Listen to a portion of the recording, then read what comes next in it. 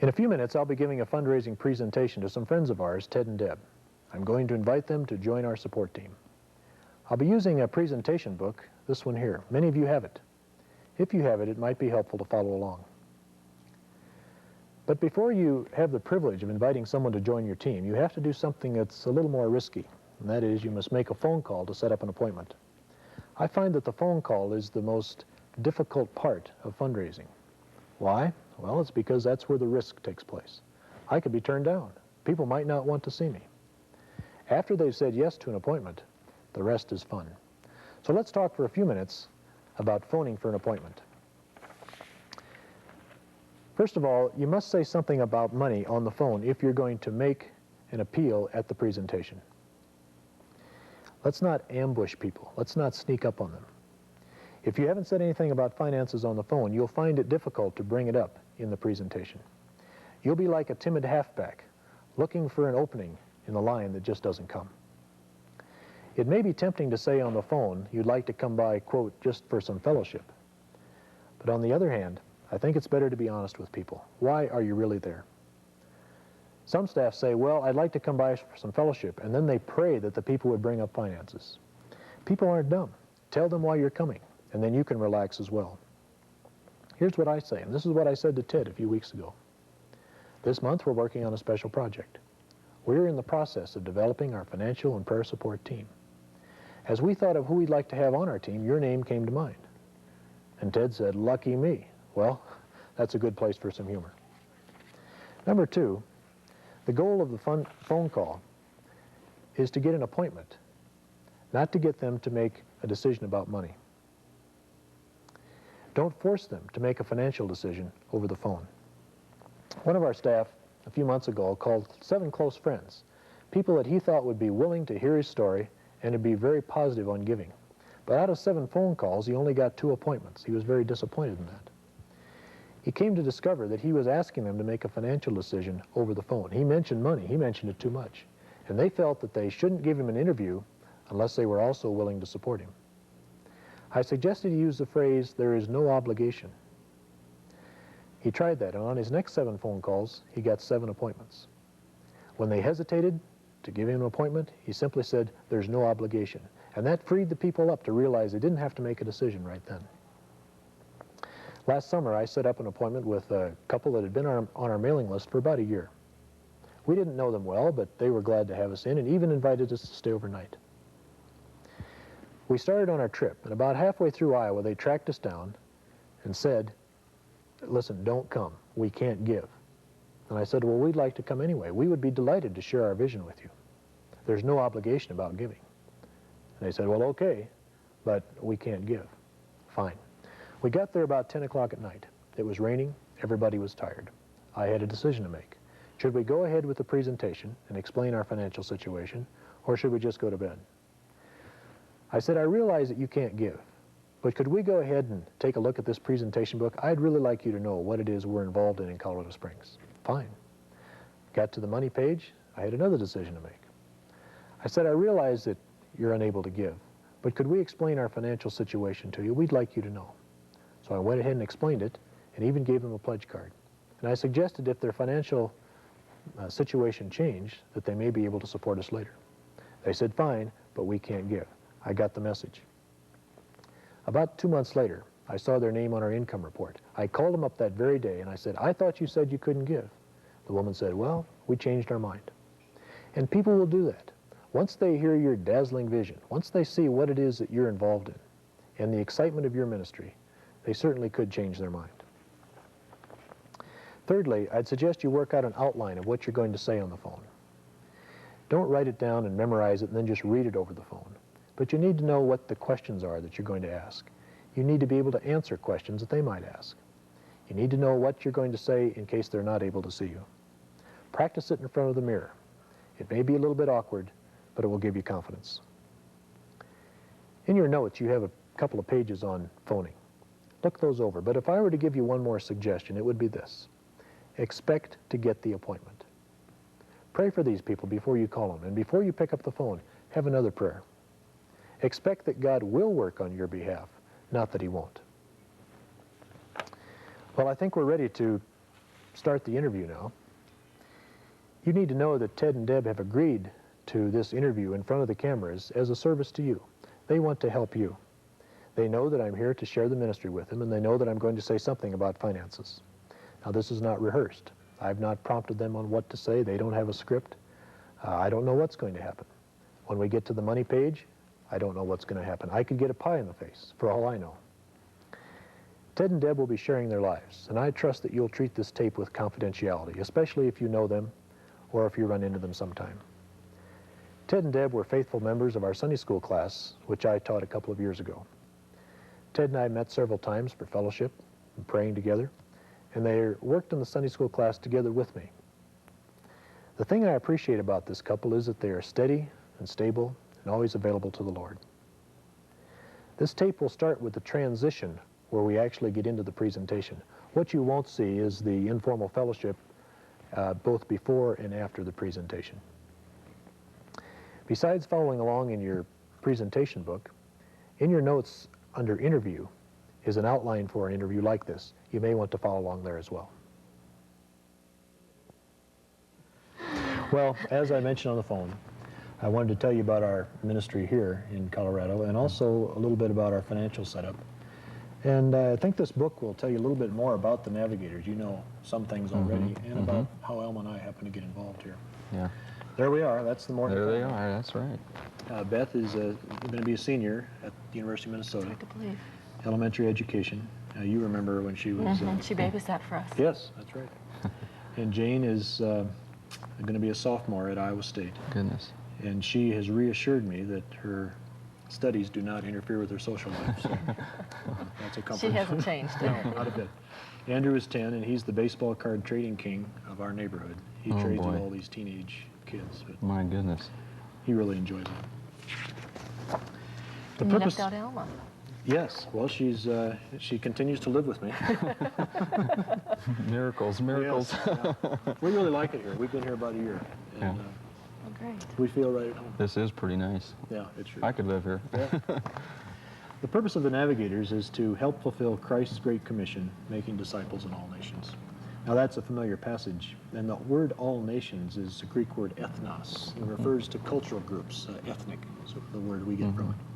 And the Navigators are definitely interested in reaching not merely political nations, but culture groups around the world, people that are nations within nations. For example, one of our people is working in a group of about 20 million people that have never had, so far as we know, any kind of a Christian witness within their culture. There's only been 2 people learn the language, and our man is the only person that has learned their dialect without an accent. So he goes to the villages up in the mountains on a motorbike and sits and talks with people about God on a dirt floor day after day. Tremendously hard work and tremendous oppression, but God is working. Boy. And we're interested in doing that as much as we can with the ethnic groups. Is that a relatively new focus or for Navigators or not? No, I'd say we've always been interested in people that have never had a chance to hear the gospel. But in the past few years, it's been even sharpened even more. That's great. Both in the United States and outside.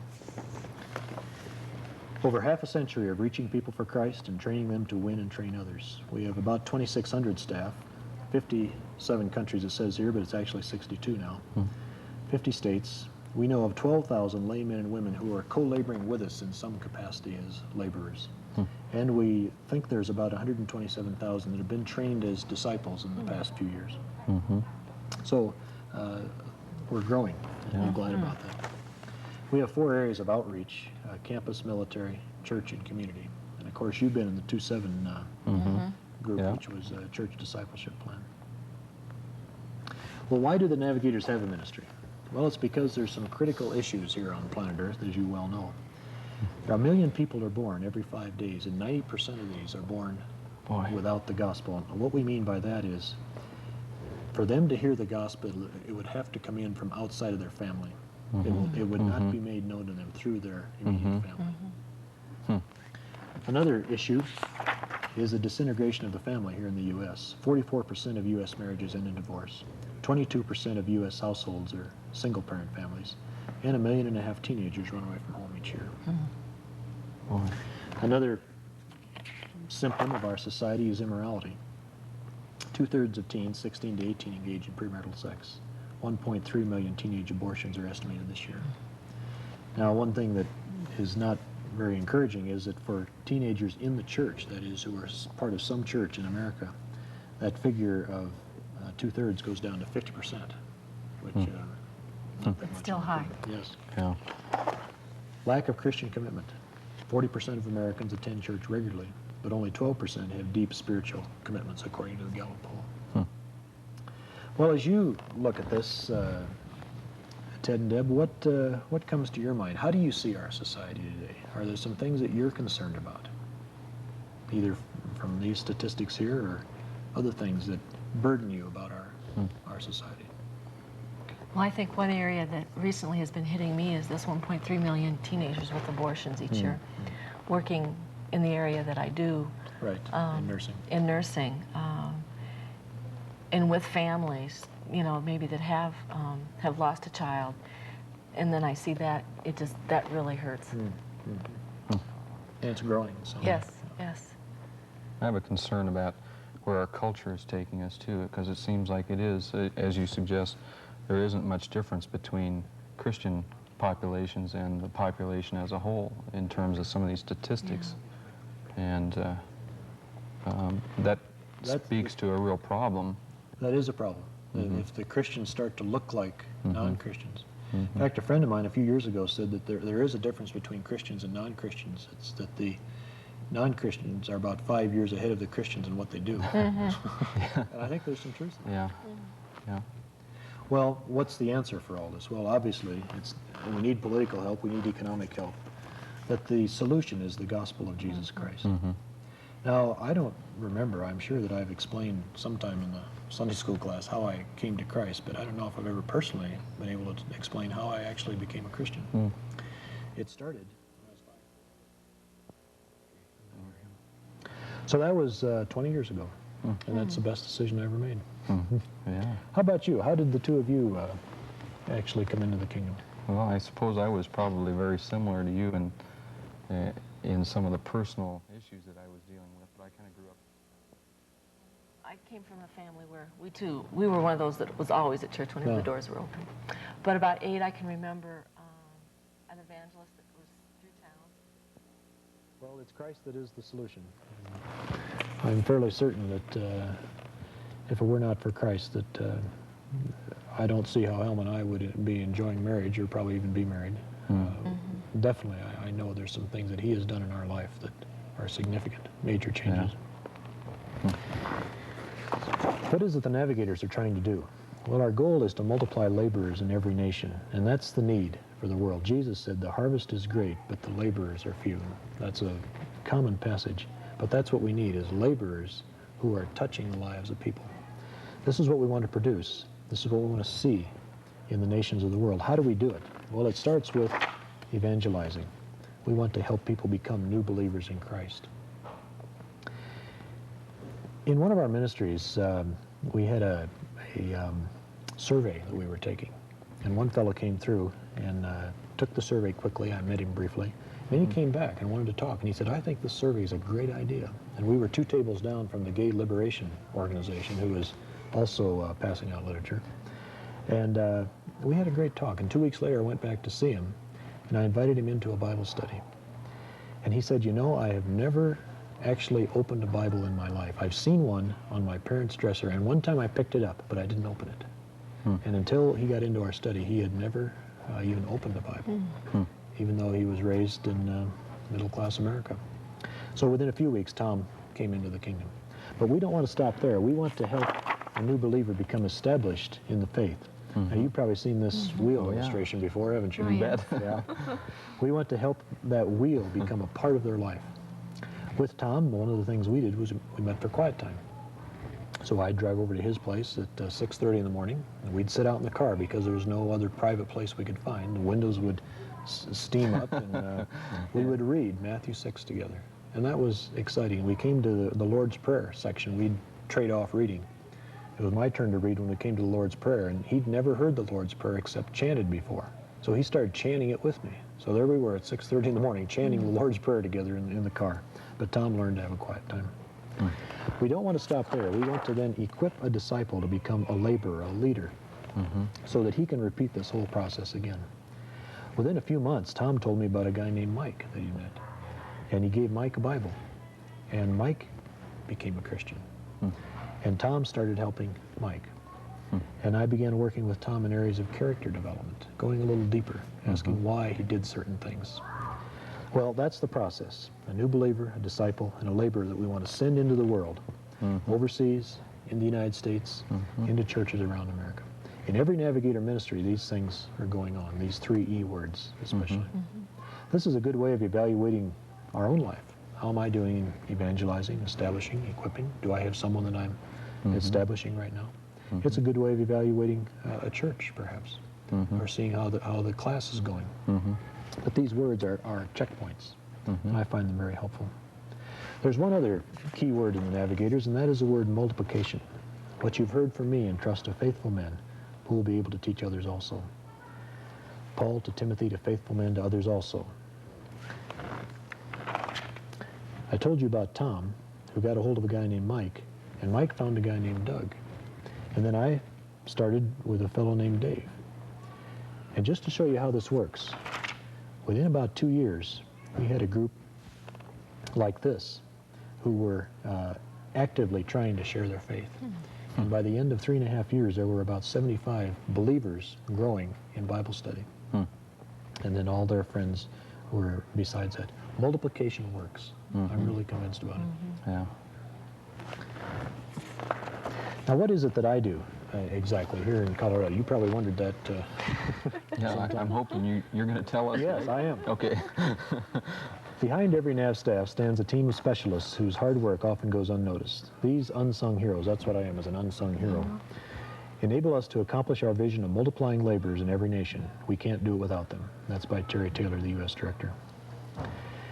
Without specialists, NAV staff have to carry a multifaceted work all by themselves. But with specialists, people like me, who are able to share the load with them, it makes their job easier. And I really enjoy lifting the load for other people.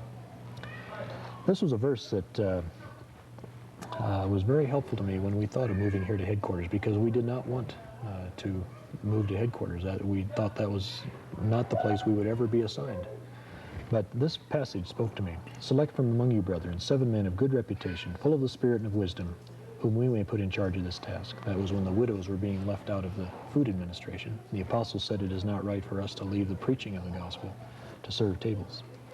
Well, the Lord spoke to me about serving tables, about being a servant, about helping the apostles to be better teachers and preachers. And I really think I can do that through the ministry that I have of helping our staff. My specific job is helping our staff in their fundraising, in their public relations, in their newsletter writing, in their associations with their donors. And one of the things that I really enjoy is getting into the Bible with the staff. I put on a 4-day seminar for our staff where we talk about nothing but finances for the whole time. And we go into the scriptures on what do the scriptures say about money and about raising support. And as you can see here, we're heavy into it. Then I do a lot of counseling with our staff and how they can best minister to their donors, how they can best raise their support. The average NAV staff needs to have some addition to his income. The average staff gets about 70% of his income in. Now for the first 3 or 4 months, that's kind of fun. But after a while, it needs to be changed. This is one of the most critical needs in Christendom today. I really believe that there is plenty of money. There's money available to support the work of God. The problem is helping the missionaries to go after the money in a biblical way. They tend to go to one extreme of not saying anything or of going a Madison Avenue route. But I believe there's some scriptural answers and some scriptural guidelines for this. And that's what you're trying to teach in your seminars and classes, etc. Right. And our staff are very open to it. They are very committed to the Bible.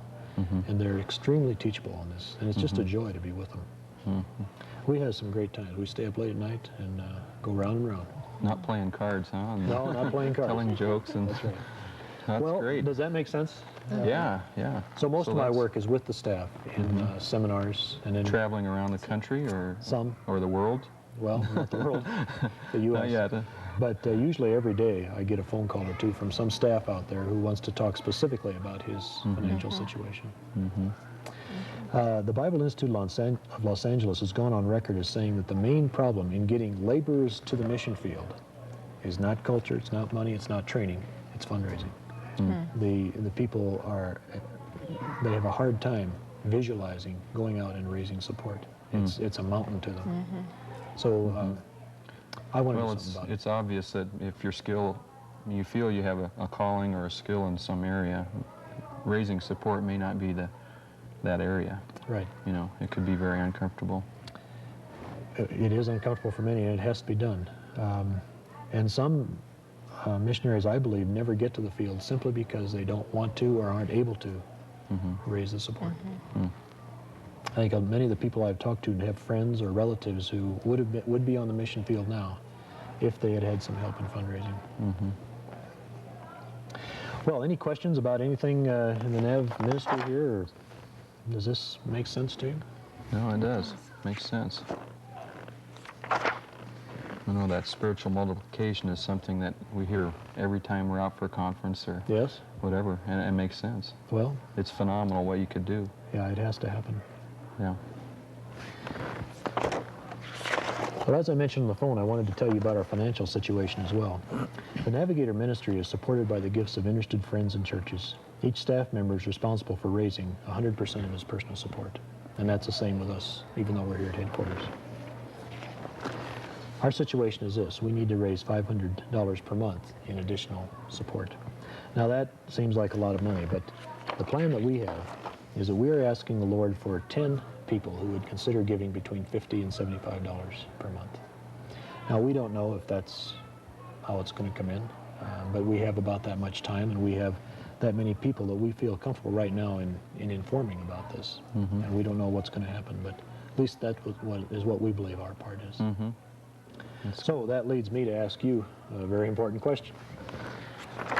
Would you prayerfully consider becoming one of these people? Yeah, we would. We would.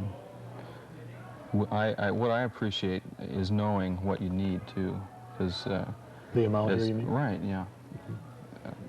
I myself don't mind knowing what that need is. We were talking a little bit earlier, I think, and mentioned not knowing, having some, well, it's almost in, or Yeah. it's not almost in, or whatever. Yeah, but we missionaries are great at being vague.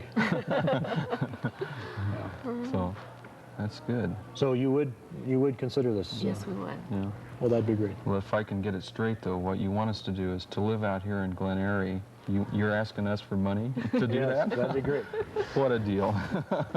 What we could do is this card here has my name on it, and just fill in your name here and the amount that you feel like the Lord is leading you to do. Okay. The $50 to $75 is the suggestion. That's the plan from our perspective. But however the Lord leads you, and then simply send this back to me. This is our home address.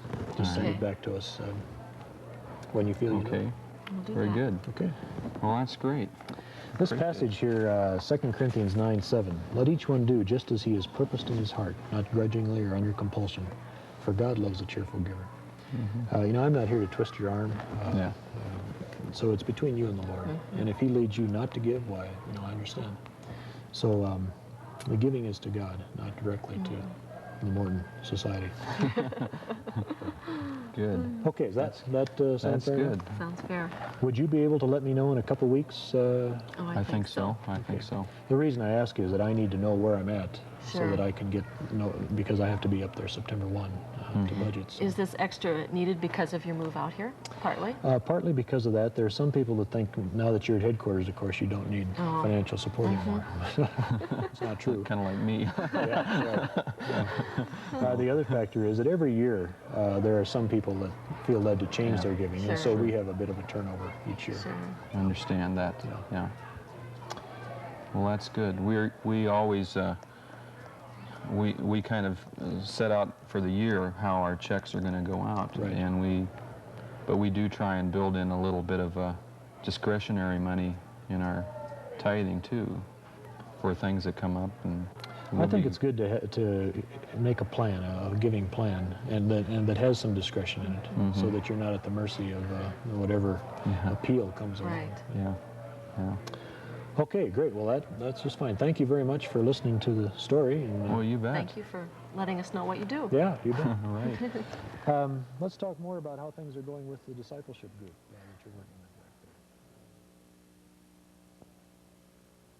back there. Ted and Deb have left, and I thought we'd reflect a bit on the interview. As you can tell, they're a warm, friendly couple open to the things of the Lord. I've asked Lauren Libby, who has worked in the international office since 1978 and who also raises his own support, to join us today and to talk about the interview.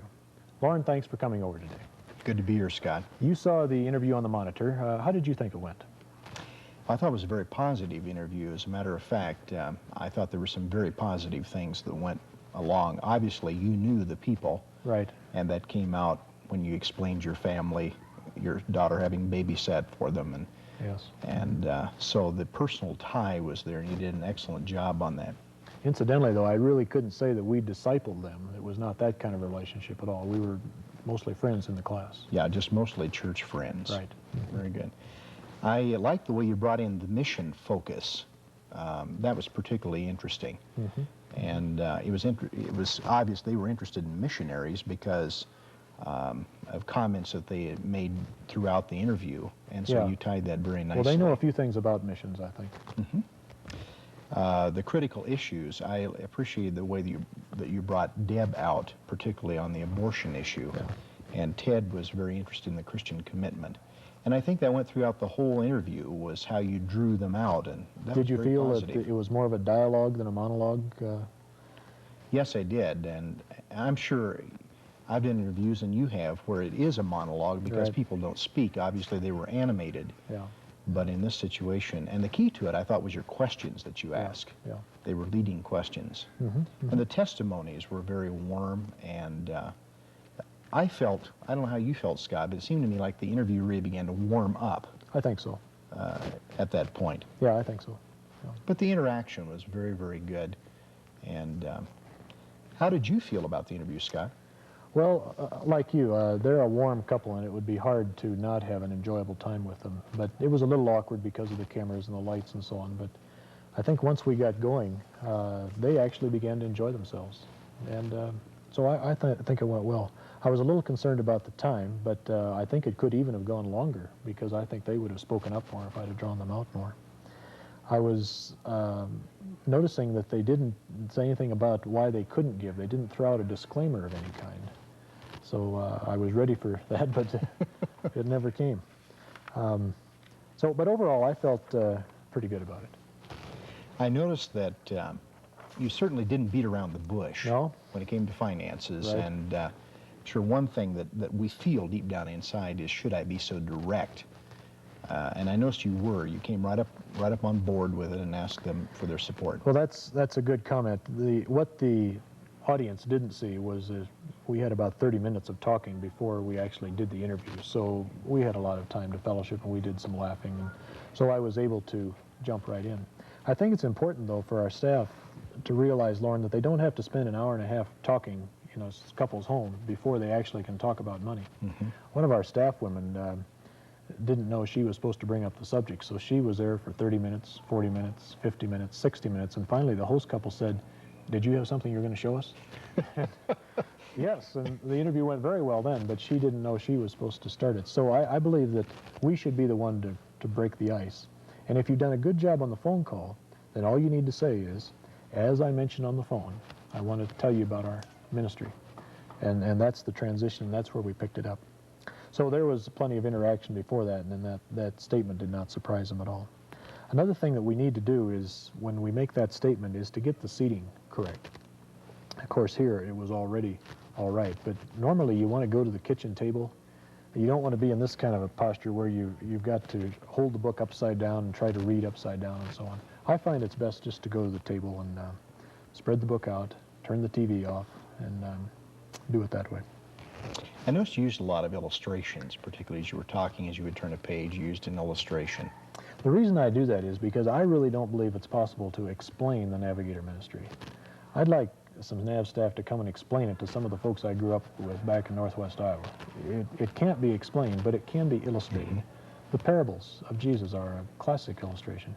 So I think we need to illustrate what it is we're trying to communicate. And I think we need to illustrate not only the NAV ministry, but my ministry, or our ministry. A couple one time came to us and explained all about the organization that they worked with and asked us for money. But we never heard from them. We didn't hear their testimony or what they were doing. And I believe that's important. In the book, I think if I were to change it again, I would probably have another picture or two of me in action, or maybe even of my family. Because the people want to know you. The Navigators is the background, but the staff man is center stage. That's right. I noticed that you asked them for financial support, and we mentioned that that was a very direct appeal. What about prayer support? Is that important, or do you even ask for prayer support in an interview? I ask for prayer support at the door as I'm leaving. I don't ever want to ask for two things at one time. So I separate it out. And at the door also, I try to have a word of prayer with them right there. I think we'd be amazed at the number of people that, Christian friends, that as they end the evening don't pray together. I think that's something we can do. And sometimes I'll give them a small gift or a booklet of some kind as I leave. Do you always give your testimony? Well, usually. I've found that it's an opportunity for me to ask for their testimony, and oftentimes they don't know or remember mine. But I think we always need to be prepared to explain, what has Christ done for me? Why am I still a Christian? And I think that just warms the heart, and I think every time we go have a presentation, we ought to give our testimony. I noticed that before you ended the presentation, or you went into the financial, actual, would you have a part in our ministry page, you flip back through the book and ask them if they had any questions. Do you always do that? Well, usually. The reason I do that is that I don't want to ask a person to join our team if I suspect they've got some sort of a suppressed hostility, or if they've got something that they're not happy with, either with the Navigators or with me. So I try to remove the burr from their saddle, if there is one at that point. Now, with this couple, of course, I don't think they had any. And with many of the people we'll call on, there won't be any. But I think it's good to check. Sometimes they've got something that they're a little uncomfortable with. And so you don't want to ask for money until you've given them a chance to explain that. And I draw it out. I'll at that point, I stop raising funds and I put on my counselor's hat if I can, and draw it out, and then go back to the question after they've had a chance to explain it. I noticed at the end of the presentation, again, coming into where you ask them to have a part, after you'd ask them if they would prayerfully considering have a part in your financial support, you paused at that point. Right. Do you always do that? Does it seem awkward? I mean, you're sitting there and waiting for the first person to talk. Yeah, the key question has been asked. Right. Well, I find it's like evangelism. You know, when we are talking with someone about receiving Christ, there comes a point when you have to ask them the question, and then you've got to keep still and let them give an answer. It's their turn to speak. And I find the same in fundraising.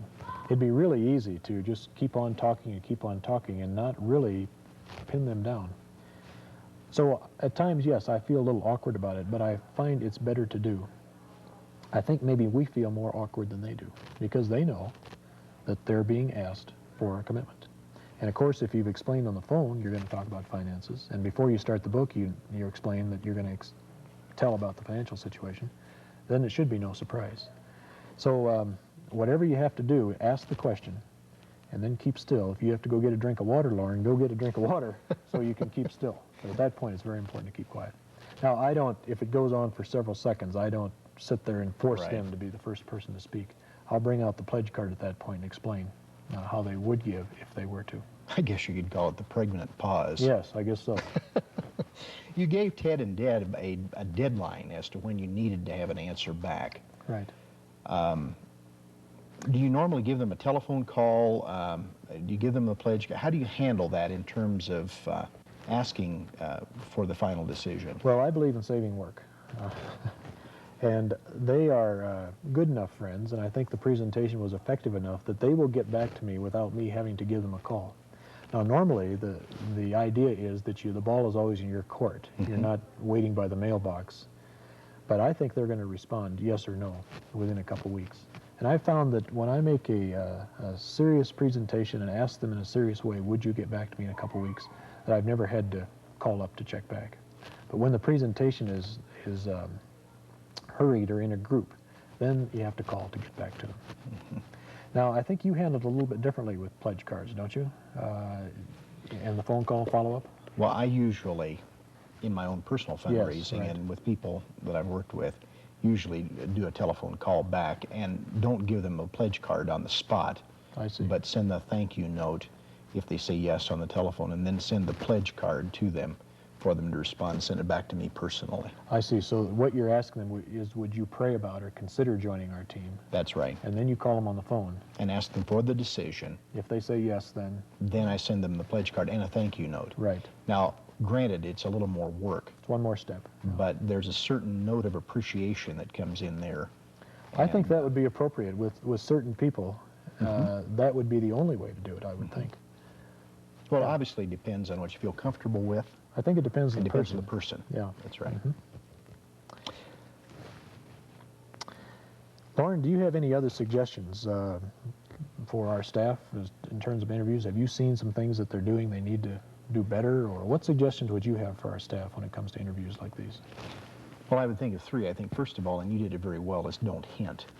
Come right out with it. Come right out with it. We're not there for prayer. We're not there for a nice Christian evening out.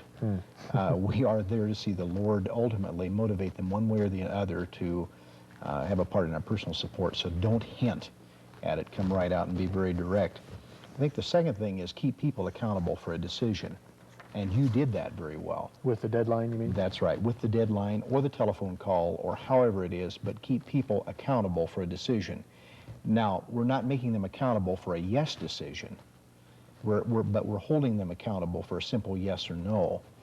And I sometimes explain that in a telephone call. When I call back, I say, now, I'm not calling you to force you to say yes, but for my own planning purposes, I'm just calling to see how the Lord's led. So keep them accountable for a decision. And you alluded to it, and it didn't come up here. I thought it was interesting, but the disclaimer. Yes, yeah. And I know that you were looking for it. Most people have a disclaimer, a reason they can't give, don't they? Yes, they really do. And it will come up at some point. It's like, well, you know, we've been giving very heavily to our church building program. Or we have a number of missionaries that we support. Right. But it's almost like it's a physiological thing that has to come up that people have to say. Yeah. So expect a disclaimer. What do you do then when the disclaimer comes up? I listen. That's the time to listen and proceed. In evangelism, we have disclaimers that come up. What about the heathen in Africa? Yeah. And we quietly listen and say, could I respond to that later? But go right on ahead with the presentation. Yeah, we're not trying to avoid the subject. It's just that we have to go ahead and get through with our presentation. That's right. I've had several people give me a big disclaimer, and I listen politely and go the rest of the way through, and they still pledge. So the disclaimer is not necessarily something they feel strongly about. I think we need to go ahead. Scott, are there any final comments that you might have regarding the interview, how it went, any other things to look for that through your experience, you've seen? Well, Lauren, I hope the staff will pick up that an interview doesn't have to be a professional thing. You know, what we did today was very informal, and I stumbled over my words, and it doesn't just go like clockwork. That's fine. That's the way it should be. That's real life. So I think the staff need to just be themselves, and don't try to make it as professional as it possibly could be. The pictures that I used were very homemade, and the pages that I used, now I used the page that had to do with specialists, which we developed for administrators, for secretaries, and people that work at headquarters. But the pages that the staff would use would be these here on a vision for the world, a heart for the individual. And they can put their own pictures and artwork in there if they like.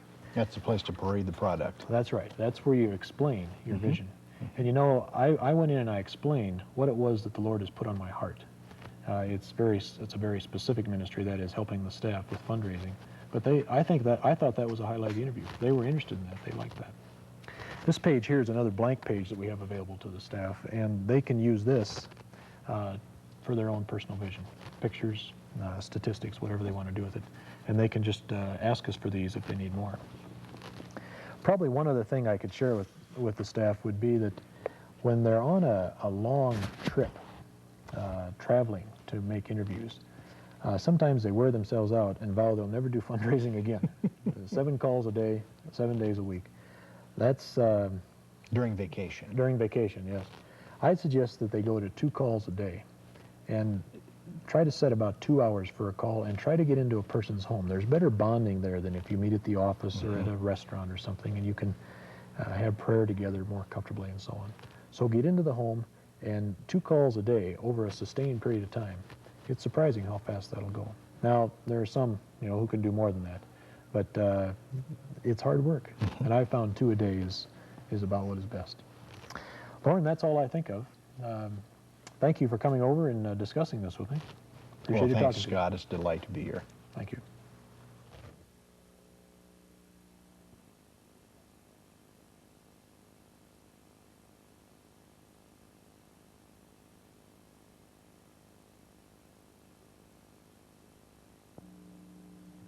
Let me read you a letter that I received in 1982. Dear Scott, thought I'd send you a finance-raising story. If you remember the fundraising seminar you gave last summer, you told us we should never ask a church to support us for less than $200 a month. Now, I had her practice saying that. And then while we were still gasping for air, you asked us to practice saying that. Anyway, I repeated that story to Judy, who was a deaconess in our church. And she went to the deacons. Now, she said this church has never given outside of their denomination ever. They don't. That's just the denomination policy. And this church has a very small missions budget. The $200 a month would have been far beyond what they give anybody else. Well, Judy was at a board meeting visiting, and they were discussing me and how much they should support me, having never supported anyone outside the denomination before. She said, quote, I think the minimum you should consider supporting her is $200 a month. So after a few of the deacons picked themselves up off the floor and recovered from the shock, they ran with that number, and that's exactly what they're giving me. Isn't that great? Now, that doesn't happen every time, but I think we need to learn to ask a little bigger and ask in faith when we come to a church. You have some notes there on developing church support. Let me highlight a couple suggestions. Church support is kind of like Mickey Mantle. The Mick was a great ball player, but he struck out a lot. But whenever he got a hold of one, it went a long ways. And the same is true with the church. If a church begins to support you, it will last for a long time. It'll be consistent. You don't need to worry about them skipping months or dropping. But you may strike out a lot before you actually get the support. Be persistent. It usually takes several visits to a church before you'll get the support. You need to serve visibly and sincerely. Avoid the grab the money and run stereotype. The missions committee of our church, after a candidate would come in and present his thing and after they'd leave, we'd ask, well, how much has this individual served in our church?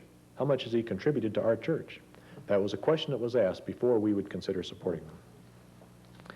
Work through a friend if possible. It's good to have someone on the mission committee or someone in the church who knows you who can speak for you. And by the way, missions committees always rotate off. So there's people that might have known you are now off the committee. And the mission committee I was on, we'd say, does anybody know this individual we're considering here? And we'd look around the room, nobody knows them.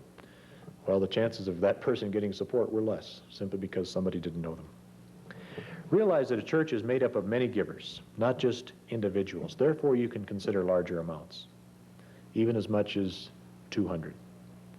One of our staff out in the West Coast had gone to his church and said, we're running $700 below budget.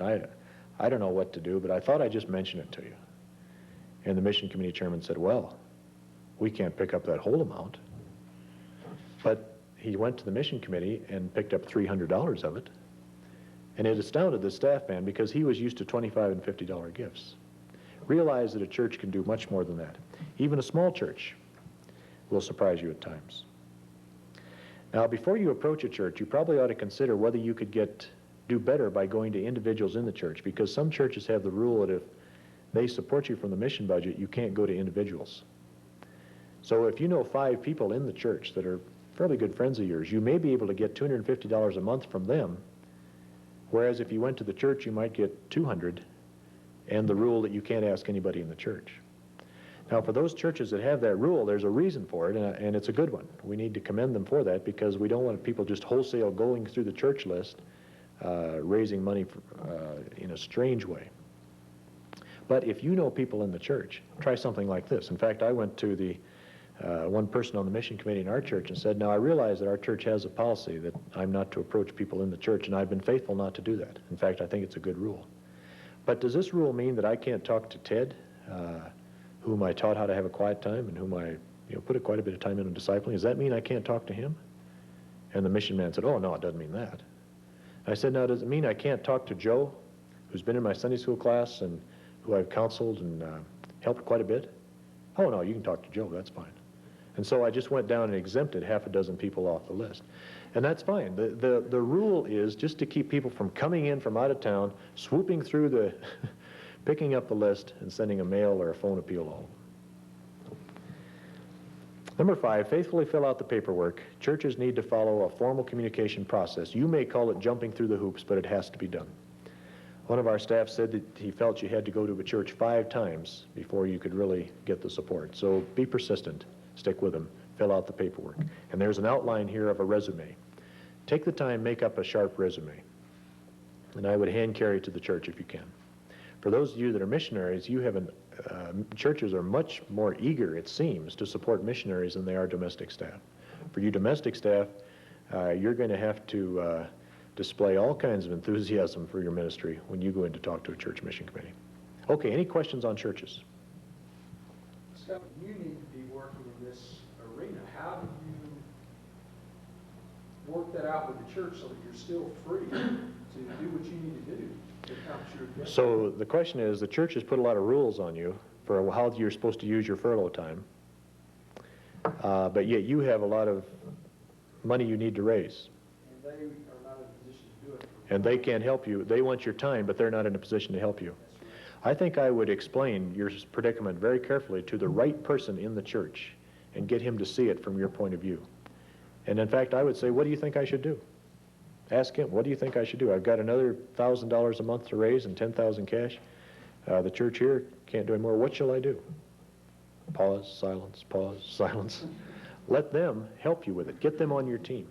And then they may see the issue to say, well, what you need to do is this. Or maybe you should go to our people. And then you may suggest, well, what I really need is I don't think I can attend as many meetings as you want me to attend here because I need to be out raising the support. I'd like to. Here's what I can do. And I'd negotiate something with them. Okay, good question. Other questions on raising income from a church?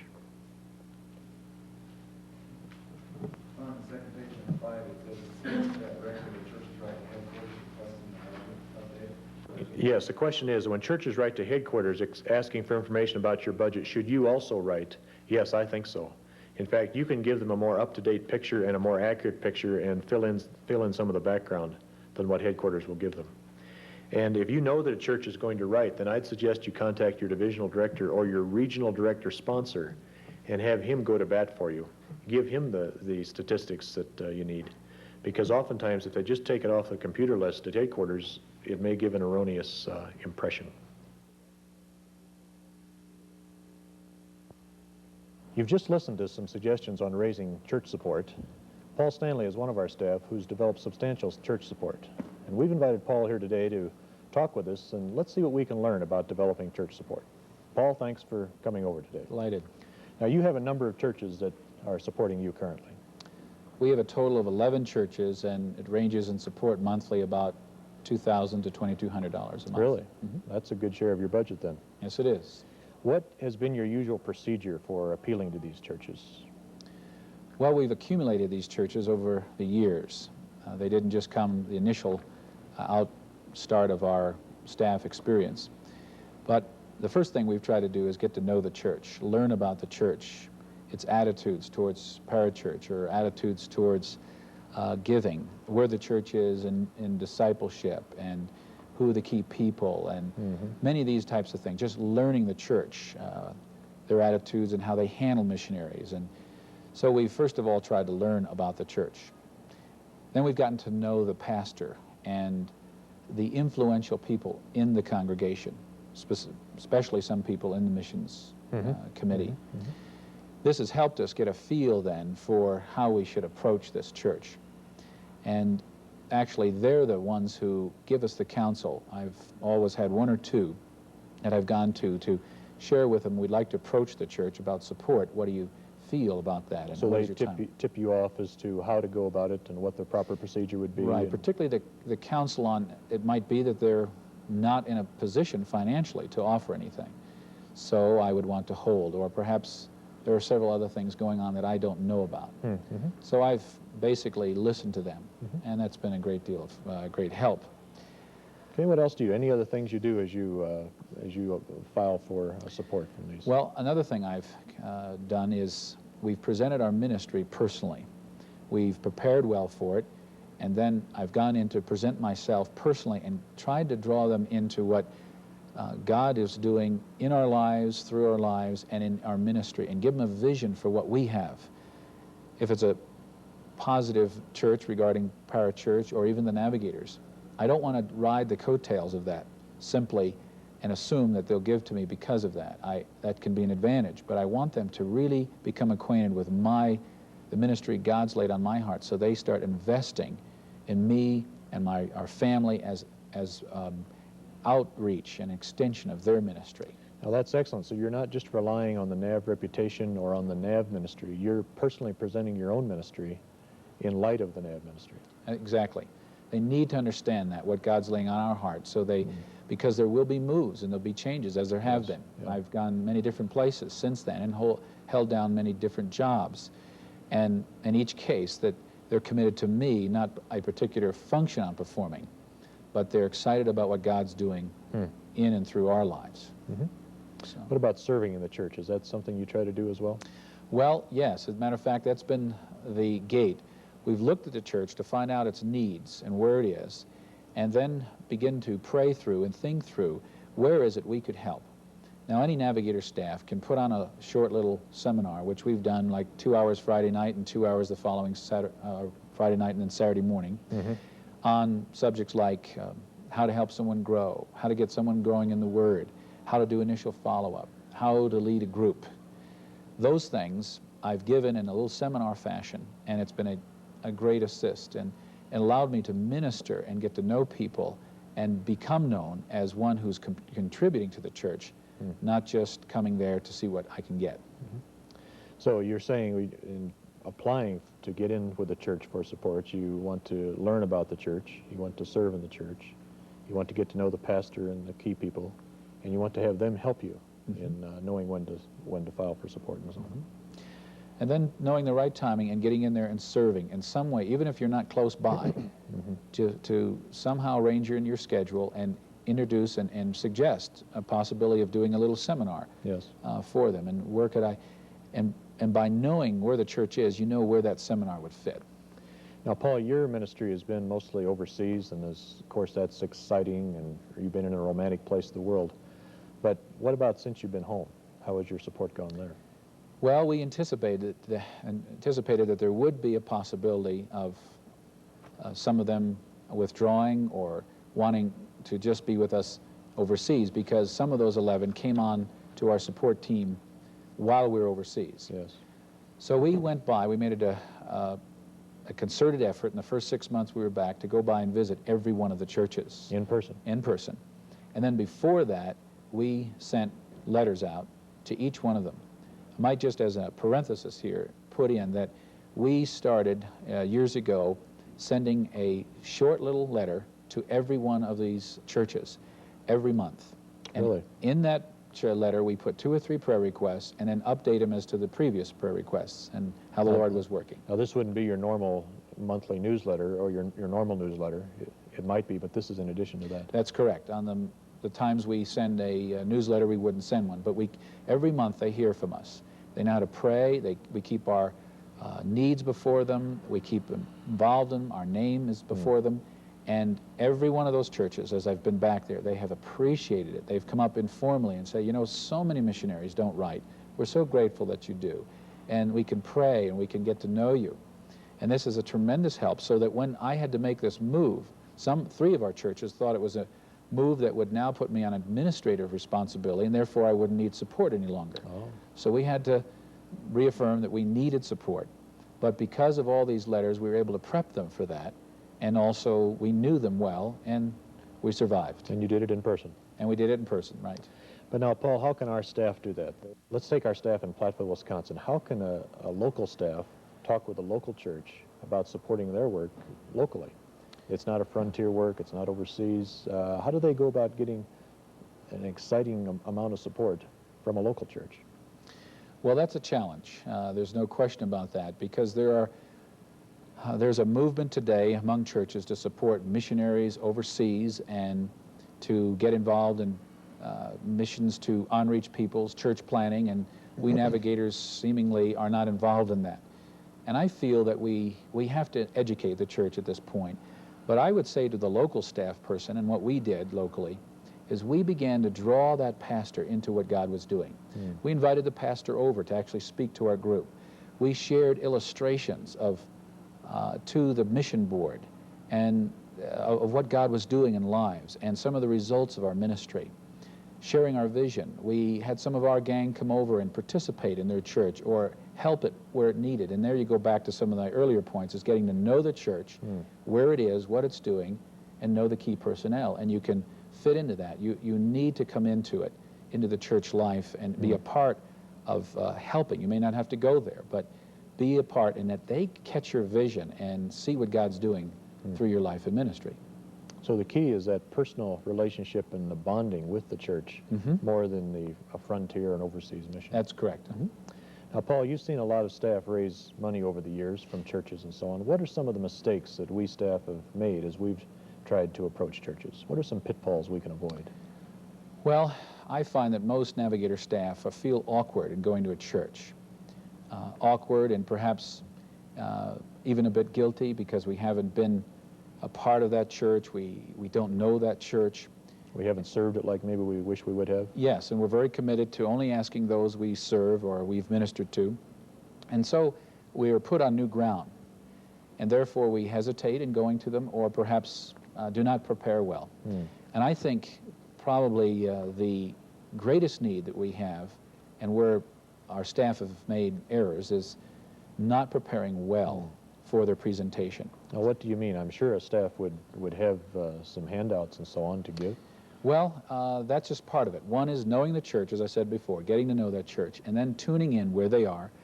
But, for instance, when you come in as a candidate for consideration, you will also, in their eyes, be the representative of the Navigators. You need to know where the Navigators are on a lot of issues, understanding things about the Navigators. I have received 3 letters since I've been back from mission boards of local churches who wrote to me about their concern about the poor presentations that Navigator staff people have made in their church. Really? And basically, they've asked them questions about the Navigators, their attitudes in this area, that, or how many staff, or what is the kind of income they have. So they didn't know the facts, and they didn't know what the Navigators' view on certain things was. Exactly, like the parachurch church, and how we view baptism, and what do we do with our young converts, and how are we doing in some countries. Well, all of that information is available at our office. So before someone should go in, they ought to have that information. We have it in handouts, we have our annual report. Much of that information is there. So we need to prepare well when we go in. Paul, what about the annual missions conference? I know staff are often invited to these, but it takes a lot of time and energy. How do you view those? Well, I view them probably like a lot of Navigators. We wonder, well, what can we do there? And we're not used to that type of environment. I would say that we need to think of that in terms of the way the local church sees it. And they have a very high view of those events. So I do all I can to attend it and also participate. I've found it helps by going in advance and speaking to the man arranging it and perhaps suggesting ways I could help or I could serve, perhaps with a little presentation or even a little seminar or something like that. But I find the greatest value there for me is to move among the people, again get known, have lunch in different times with the key individuals, build relationships, and be a minister there. I find that doors are wide open. So you do more than just make an appearance. You're ministering to people while you're there. I use a request to stay in one of the homes of one of the elders or mission people. If I've gotten to know them, I'll ask them in advance.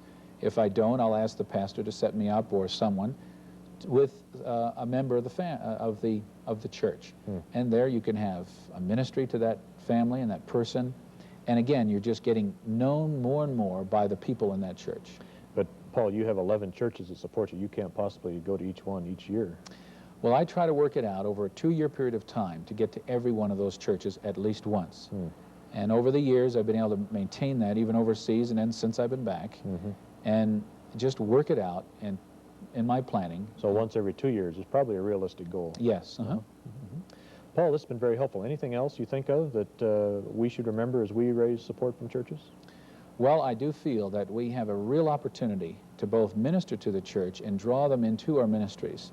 And there's no greater way than letting them get involved in our support and see it in a bigger picture. And I feel that there's many local churches that would love to support Navigators, but they don't understand them, they don't understand our vision, and they don't have that personal relationship. And it's a beautiful experience and beautiful thing to see a local church get behind a missionary and they start praying and giving, and many little projects that I've had, I've just shared those with them, need for a recorder or need for this or that, and I've just sent that individual need to them, and $200 or $300, and a Sunday school has raised support for that, or there are just many avenues. I've had them visit me on the on-site and get involved in our ministry. We've drawn on them for counsel.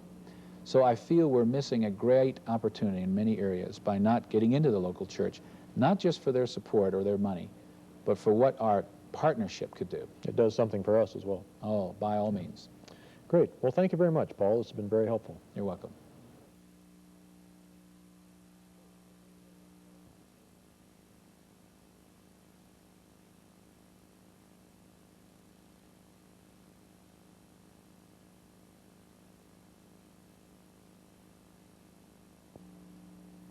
Today I'm talking with Don and Anita Hopper about their action plans for raising their personal financial support. Don and Anita are on our staff at Indianapolis, Indiana, in our community ministry there. Don and Anita, welcome to Glen Eyre, and welcome to your 114th Navigator Conference. I'm good to be back. Glad you could join us today. The exercise we're going to go through today is not a role play. It's not rehearsed. We don't know where this is going to end up, but this is real life. And the Hoppers trust that you'll get a lot out of what they have to say, and that you'll learn on how to develop your strategy as well. This is the same process that I would go through if I were with Don and Anita in their home in Indiana. I trust you'll treat this information confidentially. The purpose of this video segment is to help you develop your own action plans for raising your support. A second purpose is to help supervisors know how to help their staff in raising personal support. Now, the Hoppers have done quite well in fundraising, and I commend you for the good work you've done. But they still have a ways to go in getting up to the full budget. So I'd like to invite you to listen in today as I talk to the Hoppers about raising their personal support. Well, you have children, I understand, 3 of them, and what are their ages? 3 boys, ages 18, 16, and almost 10. 18, 16, and 10. So you're entering the high expense years of marriage. I think we're there. Yes, I know what you mean. What has been your fundraising background? Don, have you done much since you've joined the staff? Been on staff for 6 years, and I've tried probably any number of different approaches as far as sending out letters to people, phone calls, personal appointments, meetings with larger groups of donors, meetings at churches, and meeting with boards of elders or deacons at churches for the prospect of receiving support. So you've been quite active. You've done quite a variety of things. Yes. Have you learned any lessons from all this work? Has anything come through that you remember that has been especially helpful? Well, I think that probably one of the primary lessons is just seeing the importance of making time and taking initiative at contacting potential donors. I think the other thing is that the personal contact with a donor, a potential donor, is much more important than just sending a letter to them and asking them to give and to respond on a card, or even making an appeal at a church or that type of thing. It's much better to sit face to face and try to share with them our ministry and what our financial situation is. So you feel you can document that? That has gotten better results? Yes. Let me ask both of you a question. Don, I'll ask you first. How do you feel about fundraising? Some staff struggle with it. It's kind of the castor oil of being on the Navigator team. Do you ever have questions or problems about the concept of fundraising? Well, I'd say that's been a progressive thing since I came on staff with the Navs. I think that I knew that it was a necessary part. That's the way the Navigators operated, so I knew that I needed to do that. But at the same time, I'd grown up a very self-sufficient person, and I had difficulty. In fact, I'd say that probably the hardest thing that I believe God has asked me to do is to raise support. Is that right? And to go and talk to them.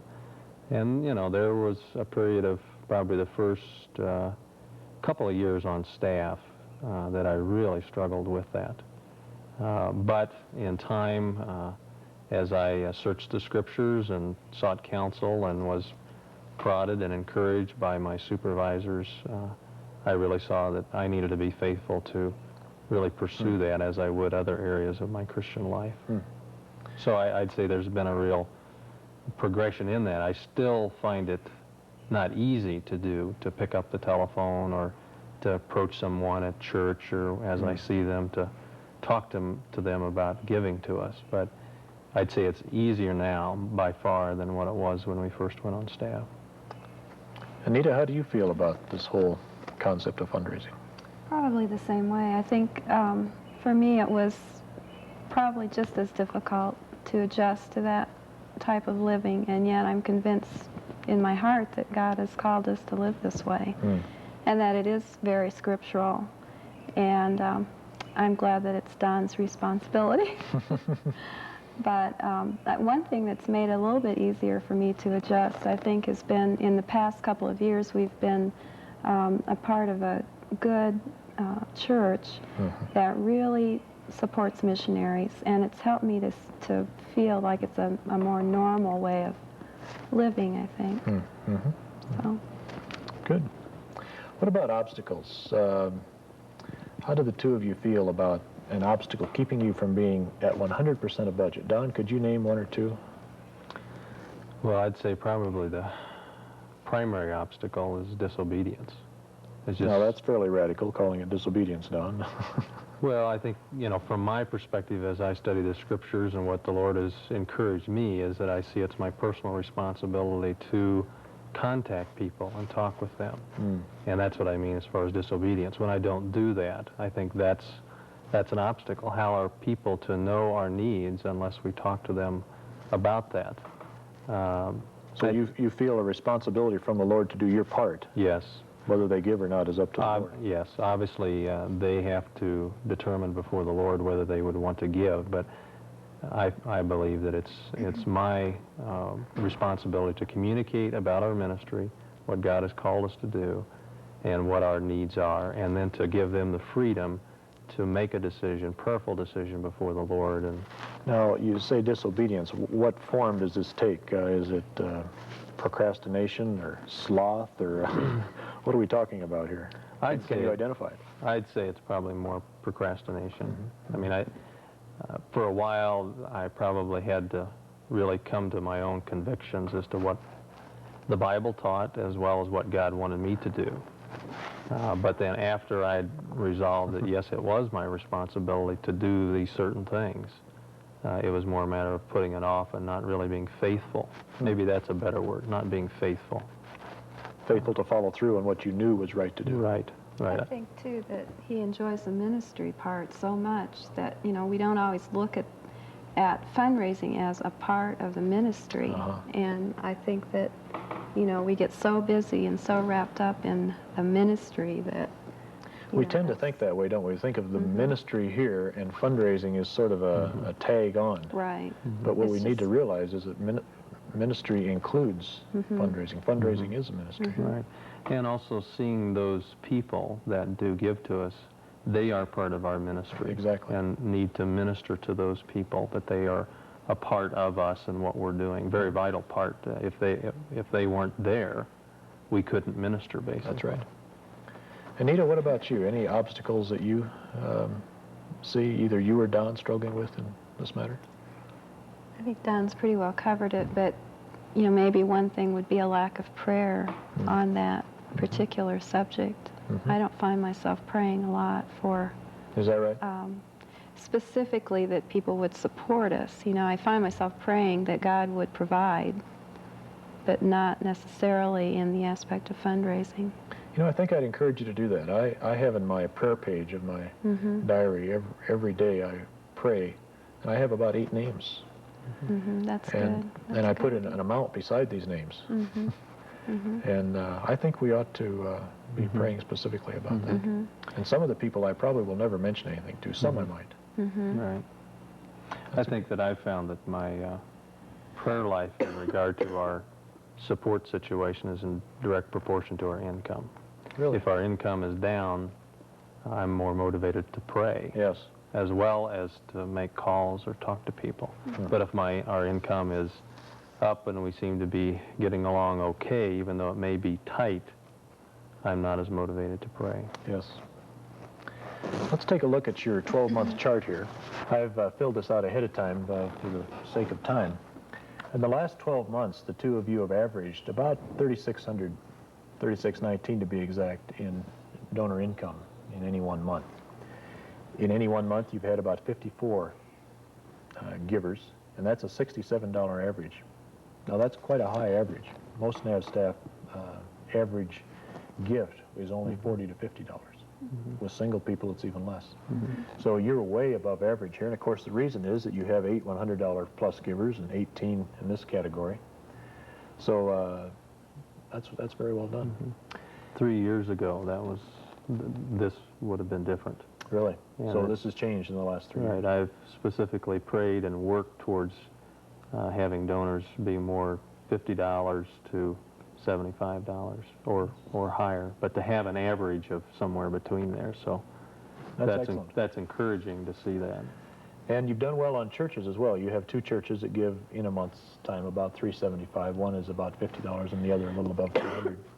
You have 10 in the 30 to 49 category, and 14 in the 16 to 29 category, and 4 who give less than 15. The strength of this, of course, is the high average gift, and these 26 givers here who make up almost half your team, that's a fairly large amount of money. So that's excellent. Also, you've done well with churches. I commend you for that. Probably the weakness of your situation here is the narrow base. This is excellent so far as you go, but if one of the $200 givers were to drop out, or one of the $250 givers were to drop out, it would take a while to replace them. So I'd rather have, of course, a larger giver. We want to keep going for that. But your base is a little bit narrow here. Okay, let's take a look at the target grid. And we'll just take the numbers from the 12-month chart and plot them in here. There were 4 in this category, 0 to 15, and those 4 would give an average of about $40. There are 14 in the 16 to 29 category in the chart we just looked at. And if those gave an average of $25, it'd be $350. 10 in this category, if each of them gave 40. I usually take about a mid-range on this as you figure this out. That'd be 400. There are 17 who give in this category, and I average that at about 75 apiece. And there are 7 in this category. I average that at $150 each, which would be $10.50, and 2 churches for this amount. I reduced the 50 and the 100 by 1 each to make up for the churches, because one of the churches gives 50 and one gives over 300. Now, you have a very solid donor base then of $3,500 per month. You can usually depend on that in any one month. Now, what's your target? Where do you need to go? What target amount are you shooting for here? Well, we need approximately $600 more a month. So you need to raise $600 in new money. Right. So that would give us $4,100 here for your total budget package. Right. Let's talk about this $4,100 just for a minute. Now, does this $4,100 allow you to take your full salary? Yes, as we've sought the Lord and prayed about what amount He wants us to take, we're of course not compelled by the Navigators to take the full amount. We can take up to that amount based upon our situation with our children and the ages they are. We've elected to go for the full amount that is allowed based upon our age. Now, it sounds like you've set up a household budget and you've given this a fair amount of thought on your personal salary, how you're going to spend your personal salary. Is that correct? I'd say we've progressed over the years at developing a budget for our family. Tell me about your budget. How do you handle your personal household money? Well, one of the things, I think this is an area that I personally have not been had strengths in managing money, particularly as it relates to the family. But as we've gone through this in the last 6 years, there's been some tensions within the household, particularly as it relates to being able to pay groceries and clothing needs and emergency things that come up. And so we found one of the things that we've done is to have kind of like an envelope system, particularly as far as groceries, and based upon what Anita has shared, what our family needs are, we've agreed that it's so much money, and we just, when we get our paycheck, we're paid once a month, which has its advantages and disadvantages, but when we're paid, I'll deposit the money in the bank and get cash back and give that to Anita specifically for the groceries. And you have a set amount each month that you give? Right. Yes, and sometimes that's dependent upon, we basically have an amount if we're pretty well up to what we're generally receiving. If it's lower than that, we may we may adjust that downward. But that in itself has taken a lot of tension out because Anita knows that she has that money. She hasn't had to come to me later on in the month and say, now, Don, do we have enough money to get some more groceries? She knows what money she has, and she just budgets that out through the month. Anita, let me ask you, how do you feel about that grocery envelope each month? Oh, that's helped me a lot. I think we need to carry it a little bit further and do it in more areas, but... You mean other areas, getting an envelope in other areas right, as well? because it has taken the tension and pressure off of me. I know how much I have to spend, and so I can spend it with a clear conscience, and, you know. When the two of you have been below budget a fair amount in the past, how has that affected your relationship, your marriage, your ministry? I'd say it's really created tension in our relationship, and there's certainly been tension with our boys because, they will come to us with, we need this, and, these aren't just wrong needs. These are legitimate needs. I need, Shoes. new shoes. I need new tennis shoes for school, or, I can't wear those shoes any longer. They can be fairly Pinching my insistent in asking, too, Yes. can't they? Right, right. And so there's been times, and it's been hard for us, to say, well, we just don't have that. And so there's really been tension, both between Anita and I and even with our sons, probably more between Anita and I than with the boys. They seem to be able to kind of roll with it, and they're used to living by faith, I guess, as we do. But more of the tension, I think, comes between Anita and I. Yeah, we found that as well. What about savings? What do you do regarding savings? Well, we've not been very good at savings, and again, that's something we're growing in. I think one of the things that all of a sudden now we're faced with, our oldest just graduated from high school, and college is, staring us right in the face. And we have not been able to save very much for college. And you would like to do something for your child for college? Definitely. We've sat down with Jeff and kind of talked through this, and we're going to share in that responsibility. But we have a significant responsibility, and so now we're forced to have to set that money aside, where I wish that years ago we really would have begun to set aside money to pay for that, and it would have been much less money that would have been needed, say, 5 years ago, 10 years ago, than what's needed right now. And but we are setting aside money for college expenses for our sons. We're in the process of establishing a retirement, like an IRA, and using money there. And we've had some success in being able to set aside some money for emergency expenses, such as, car repairs or... So those are your main three savings categories. It'd be emergency, kids' education and old age. Right. Right. Well, that's good. You got a good start. Sounds like you started a little late. Yeah. Yes. Yeah. I agree. I think those are things that I knew Yeah. that I needed to do, but I didn't do them, and that's again an area of what I'd say is I just haven't been faithful as a steward, as a father and husband. Well, I think too that, you know, during the past few years I've thought a lot about those things, and I've kind of wondered, well, should I bring this up? Should I, you know, am I going to be a nagging wife if I, you know, keep asking him, when are we going to start saving for this? And But you maybe saw it a little more clearly than he did. I think maybe so, and yet, you know, it was hard to know what to do, and we would talk about it periodically, but sometimes, you know, with the finances the way they were, raising support, and you know, we just didn't do it. Okay, let's. You've done some good work there, and I think you're heading in the right direction on expanding your budgeting a little bit and getting those savings categories down. We need to raise $600. Let me put up a scenario here of what might work. I think you'll see it's going to be a little easier than you think to get up to budget. Okay, we have 4 in the 0 to 15 category. Let's say that we just want to keep that as it is, and we want to keep this as it is. But this category here, the 30 to 49, you could use a few more donors there, and I think that people are willing to give that $40 figure. So what about adding 10 more and going for a total of 20 there?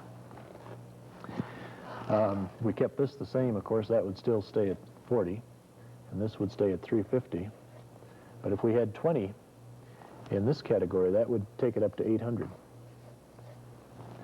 All right, let's say we want to add 3 in the $50 category for a total of 20, and that would take this up to $14.25 if my math is correct. And let's say you want to add 1 $100 giver, and $10.50 to $11.50, and we'll keep that the same.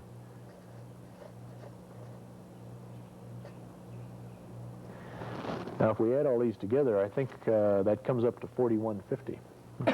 So we've got a little bit extra there, and that would give a total of 68 donors on your team. So you see, you're only 14 donors short of being up to budget. Now, I find that encouraging. You're 14 appointments away, possibly. So you don't have far to go.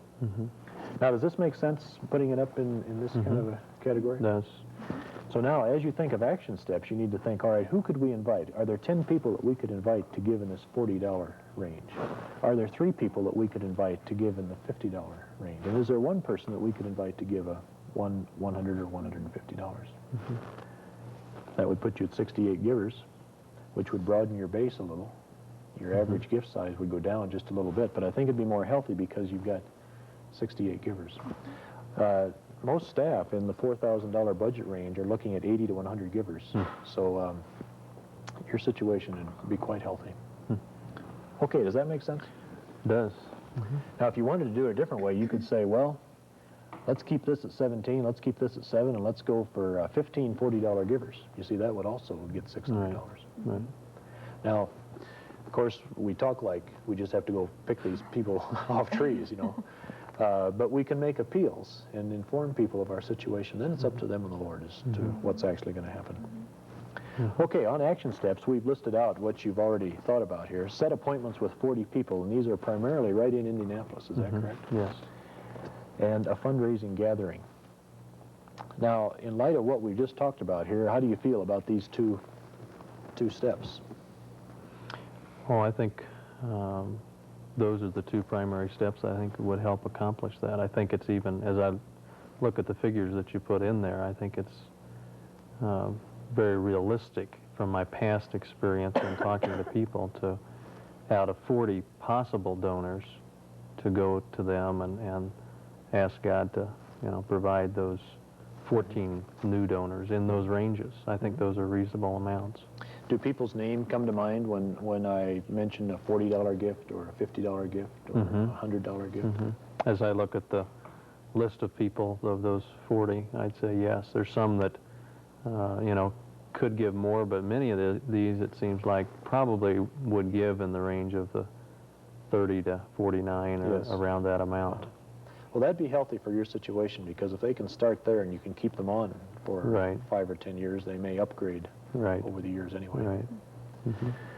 Well, what do you mean by the fundraising gathering here? Tell me about that. Well, I've just talked with one of our regular donors, and we've had some contact over the last few years with some of the people in his church and have ministered in different ways to them. And I asked him, he and his wife, if they'd be willing to host dessert or time in an evening where we could invite those people, knowing that they're coming to hear about our ministry and to consider being involved financially in our ministry, and to present that to them, and then me getting back with them. Would these be people that you already know that would be coming to this meeting? Yes, the ones that I have in mind would be ones that I have had contact with. They know me, know that I'm on staff with the Navigators. And Are these 40 people, they're people you know? yes, all those people are people that we would know. Have they been on your mailing list? Yes. In fact, as I've gone through, kind of in preparation for this, I've gone through our mailing list, and some of those people, most of those have been on our mailing list for a year or so. And so they're more familiar with our ministry and have seen us. And So you feel that if you were to call them up and make an appointment, and they mostly live in Indianapolis, that very possibly they would be willing to meet with you and to hear your story? I believe that they would. Some of the people, you know, as in the past when I've raised support, I've talked to people that didn't know me all that well or really didn't know anything about the Navigators or our ministry, and it's been more difficult to get appointments with them or even for them to give. But I feel like with these people are probably better prospects, if that's the right word, for giving. Yes. Well, let me suggest here, I don't think you need to have 40 appointments, and I wonder if you had 20 appointments, if you would out of that find 14 people who would be willing to join your team. So it's good that you've got so many people, so many possibilities, but I don't think you need to talk to all 40. I think 20 would probably do it, maybe even less than that if they're. So what I'd suggest is that you try to identify who would your top 20 be. So let me just put down. To prioritize those. And yeah, who would the top, out of all the 40, who would be the ones that would be most eager to hear your story and be most welcome a call from you? And identify those, and then I would pray over them for a few days. And before you do anything, of course, it's good to spend some time in prayer for these people, name by name. And then simply call up, set an appointment, and go to see them. Let's talk about this fundraising gathering. I don't think you'll need it with the other possibilities you have here of 20 one-to-one appointments. So I'd suggest we just take the fundraising gathering out. For one thing, fundraising gatherings are overrated. I've often heard of our staff who got a bunch of people together and passed out pledge cards and tried to get people to give. But unless you follow through on it, it usually doesn't end all that well. So I would use a fundraising gathering, not for fundraising, but just simply to excite people about your vision there in Indianapolis. Get them together and tell them what you're doing, get them on your mailing list, get them up to white heat to pray for you. But then in fundraising, I would go one-to-one. So you could do it as a follow-through. But I don't think you need it. I think if you had 20 one-to-one appointments, that that would be adequate. Now, let's talk about a calendar. When will you do this? As you know, life is busy. When is this going to happen? I think, based on my schedule, probably about 1988. 1988, all right. A couple of years from now. Well, can we move that up a little? Well, I know it needs to be. I think that... What's the chance of getting it finished by September 1, the beginning of the next finance year? Well, I'd say it'd be tough to do that by September 1, but again, in the past, I've found that I need to set aside, you know, whether it's a week or a day a week or some goal that will really be helpful at kind of breaking that down into smaller pieces. And do you have a number of other responsibilities this summer? Yes, with family vacation, and I have a ministry meeting, a week of meetings, and So there's 2 weeks right there, and if we're talking about 8 weeks, there's 6 weeks left, and we're in the process of kind of winding down our ministry in the community and then beginning to pick up again, and I need to spend a lot of time with people and talking to them about the extent of their involvement in our Right. ministry. So, Getting a new team set up and so on. right. So it's a real busy time. Yes, yeah, it is. Um, Let me make a, let me tell you why I think September 1 would be a good date. Normally, people tend to think in terms of cycles. Even the new fall shows start September 1. The new cars come out in the fall. School starts. Even church programs start. And, of course, in some cases, even Navigator programs start in the fall. right. It's just a good time to tell your prospective givers and to tell your current donors, we need to be up to budget by the time we start our new ministry year. There's something about that deadline that gives a sense of urgency. It's good for them, and it's good for you. And I've found that unless I put a deadline on myself, I always postpone it. And pretty soon I'm doing a little, but I'm dabbling at fundraising instead of doing it. I think in the long run, it'll probably pay off in your ministry if you were to take whatever time you need this summer to do this, which won't take that much time, and get up to budget. And then in the fall, you'll be able to give yourself more to donor ministry and not having to have a crisis come up. Now, we're not talking about a lot of time here. You say most of these people are right in Indianapolis or nearby. Yes. So we're not talking about a trip across the country. I've found that it's realistic for me to set 2 appointments per day. Now that's very attainable. Now I know some staff that go on these binges and they talk to 4 or 5 people a day, and of course they're worn out at the end of it too. Right. That's all right in a crisis. But I think it'd be better if you were to just say 2 appointments a day. We'd be talking about 10 days. On a Saturday, perhaps you could even do 3. Do you see any way that you could take 10 days between now and September 1? And of course, it might not even take full days. You'd be able to do some other things during those days. Can you find 10 days that you could give to it? I believe that I could. I think I'd suggest that. So, as you look at your calendar right now, just tentatively, do you see a time when would it be 10 days all in one crack, or would it be 2 one-week periods separated, or I'd say probably be 2 one-week periods. what weeks would you think might work out? Well, a week in July and then one in August. July, what, the first week, second week? Probably. I'd have to look. I didn't. Second or third. Probably the second or third week in July. Okay. All right. Let's just say July, 12 to 19. I don't know if those are the actual dates, but. And then in August, what week in August? It would probably be like the second week. Okay, so let's say 7 to 14. Okay. Now, if those are all around town, you could perhaps go to a person's home in an evening, and maybe if there's a businessman that you know and his family's not involved with it, you could see him at lunch or breakfast or something. During the day. It's better if you can go into their home because that way there's more bonding. You get to meet their kids, and if you can even bring your kids along, provided they're fairly well behaved. I found that to be good because of the bonding of the families. And the last summer, every place we went, there was something interesting for our son to do, and it was actually quite a positive experience for him. I have a question about that.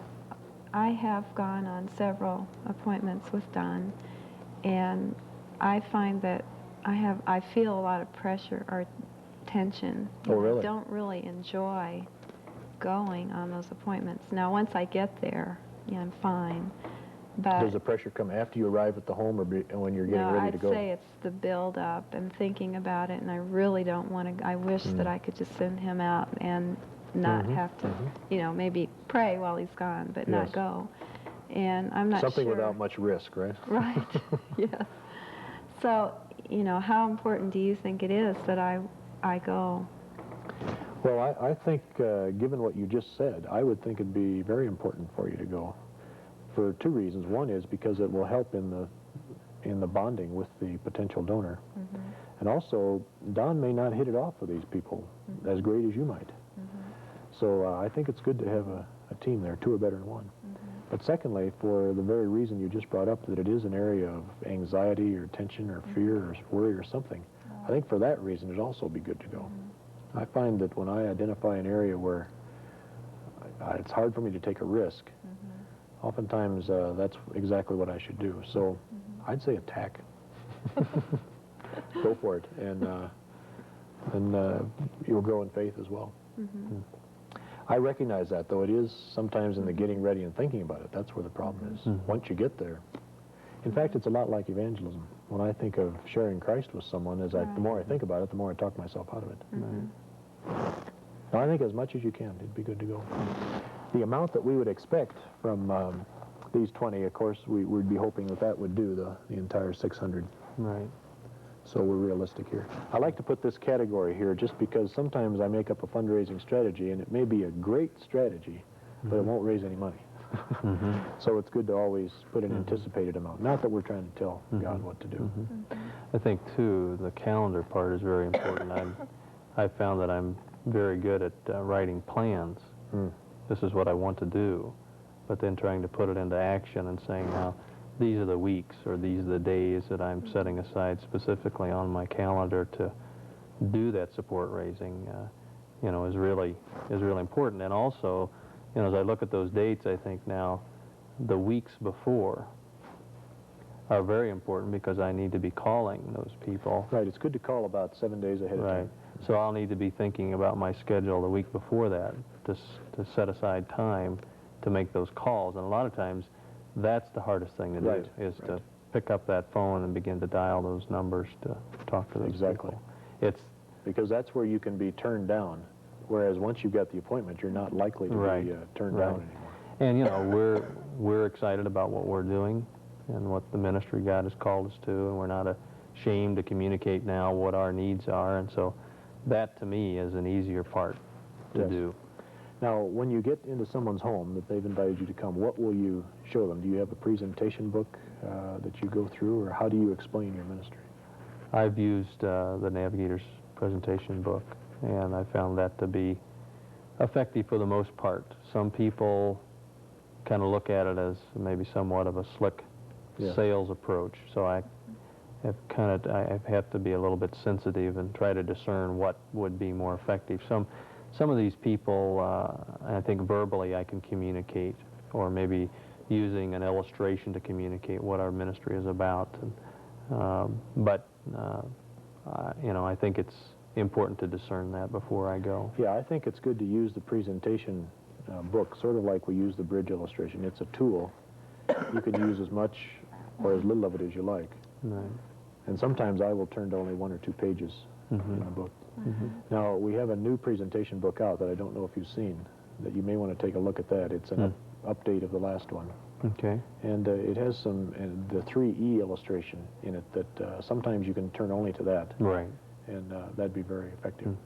So it may be we ought to think about that as well. Good. But actually, any presentation book will work if you're excited about your vision. The back of a paper sack would work if you're excited about your vision. And that's the main thing. Right, yeah. Now, let me ask, how does your supervisor feel about you taking this time for fundraising? You've got a number of other responsibilities, but and if you're going to do this, something else has got to drop. You should not add fundraising all onto the top of an already too busy schedule. So something will have to go. How would your boss feel? Well, I'd say that, you know, my supervisor's very supportive of being up to budget, and every time he comes to town, and even sometimes on the phone, as he gets the reports as to where we are each month, he may ask, now, how are things going, or what's your plan, or how are you doing with the plan that you've sent to me? And so he has you send him a plan? Yes. That's excellent. Probably once a year minimum, he wants a plan for how we're going to raise what. And he's following through with you to help you work. Yes, he's holding us accountable, and I appreciate that. I think that's really. So you feel he would be supportive, and you wouldn't be. Very much so. I think that he really believes that you know, our family needs, our family is a priority over ministry, and that's where most of the time the rub comes when we're under budget. What do you do when you get your income report, 10th of every month when the Eagle lands? What do you do when a new donor shows up? You say, there's a new name, a new giver. I generally praise God, thank Yes. God, the first thing. I'd say my goal is within a week of, becoming aware of a new donor is to probably drop a note in the mail to them or give them a call to thank them. Also, if I do drop a note to them, I'll try to put in a current picture of our family. I'd encourage you to keep that up, and I'd suggest you do it within 24 hours. Notice a lot of staff kind of let that go, but when you get a new giver whose name you haven't seen before, boy, within 24 hours, they need a letter, a picture. I even send a little booklet along. Well, I think we need to draw this to a close here. Is there anything else you'd like to say, or any questions or comments? Or No, I'd say this has really been helpful to kind of see your suggestions and to plan that schedule. It's something we've, I guess I knew what our deficit was, but I really hadn't sat down and really planned out what I would do, and this has been really helpful. Well, do you have hope? I do. I do. I think from seeing God's faithfulness in the past and also seeing, I think it's realistic what we can ask God to do here. And He's not a stingy God.